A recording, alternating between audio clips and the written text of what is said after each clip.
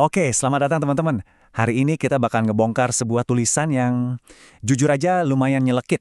Tulisan ini mengkritik gimana bulan suci Ramadan yang harusnya jadi momen buat mendekatkan diri, malah seringnya jadi ajang belanja paling heboh. Yuk, kita langsung bedah bareng-bareng. Kita mulai dengan pertanyaan simpel ya. Pas azan maghrib nih, apa sih yang pertama kali kamu buka? Jawaban kamu mungkin bakal langsung ngebawa kita ke inti dari obrolan kita hari ini. Secara tradisi, jawabannya ya jelas kurma dan air putih.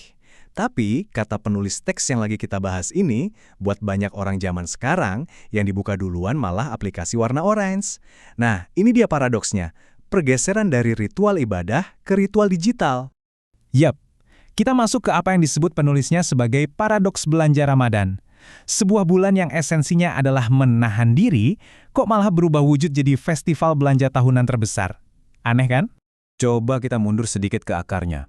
Kata puasa atau saum itu kan datang dari kata al-imsak. Artinya apa? Menahan diri, sesederhana itu. Jadi inti dari puasa itu ya menahan. Tapi pertanyaannya, yang kita tahan itu cuma lapar dan haus aja? Atau jangan-jangan hasrat yang lain malah kita lepasin gitu aja? Menurut argumen penulisnya, inilah yang terjadi. Gempuran konsumerisme yang kencang banget udah bikin batas antara butuh dan pengen jadi super kabur. Kita jadi susah ngebedain mana yang beneran kita perluin, mana yang cuma keinginan sesaat hasil bisikan iklan. Dan ini bukan cuma sekedar perasaan atau asumsi loh. Penulisnya bilang kalau ini tuh sebuah fenomena. Fenomena yang bisa diukur pakai data. Dan ini dia angkanya. Coba lihat, 88%. Bayangin, hampir 9 dari 10 orang di Indonesia itu emang berniat buat belanja pas bulan Ramadan. Ini udah bukan kebiasaan lagi, ini udah jadi gerakan massal. Terus yang dibeli apa aja? Penulisnya menyoroti daftar belanjaan yang dia sebut Ramadan Core. Isinya bukan sembako buat disumbangin ya, tapi lebih ke barang-barang buat penampilan.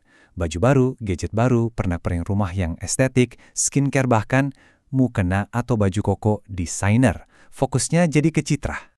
Dan alibinya apa? Nah ini dia, budaya self-reward atau ngasih hadiah buat diri sendiri. Penulisnya sampai bilang ini jebakan Batman buat dompet, terutama buat mahasiswa. Merasa berhak buat check out keranjang belanjaan cuma karena ngerasa udah capek puasa seharian. Oke, sekarang kita coba lihat lebih dalam lagi. Penulis berpendapat kalau ini semua bukan murni soal kelemahan iman perorangan. Bukan. Tapi ada sebuah sistem besar yang bekerja di baliknya. Yuk kita coba urai satu persatu. Konsep pertama itu sekularisme. Maksudnya gini, nilai-nilai agama itu dipisahin dari aktivitas sehari-hari, kayak jual beli.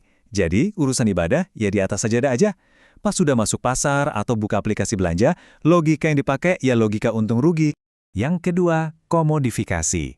Ini adalah proses yang mengubah sesuatu yang suci, kayak pengalaman spiritual di bulan Ramadan, menjadi sebuah produk, menjadi sebuah tren yang bisa dijual. Fenomena Ramadan Core yang serba estetik itu contoh nyatanya. Ibadah jadi konten. Dan yang ketiga, ini nih yang kuat banget, sign value atau nilai tanda. Intinya, kita beli barang bukan lagi karena fungsinya, tapi karena status sosial yang bisa kita pamerin pas di-upload ke media sosial.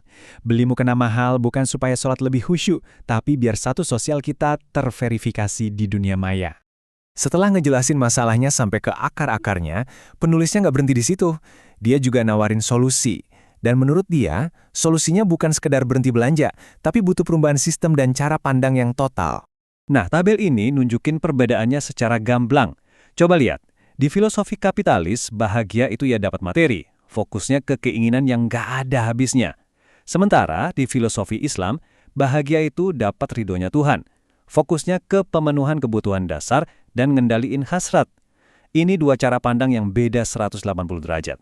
Dari cara pandang tadi, penulis nawarin solusi lewat 4 pilar. Pertama, mulai dari diri sendiri. Benerin pola pikir kita, kalau bahagia sejati itu spiritual. Kedua, pahami cara kita mengonsumsi barang. Ketiga, sadar kalau harta itu harus didistribusikan, harus berputar. Dan yang terakhir, perlu ada peran negara buat ngelindungin masyarakat dari praktek-praktek yang menjebak. Sebagai penutup argumennya, penulis pakai analogi yang keren banget. Dia ngajak kita semua buat melakukan perjalanan. Dari dunia Shopee, dunianya konsumsi, menuju dunia Sofi, dunianya pemikiran kritis dan filosofis.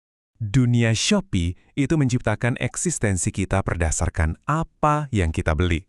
Slogan gak resminya kira-kira, aku belanja, maka aku ada.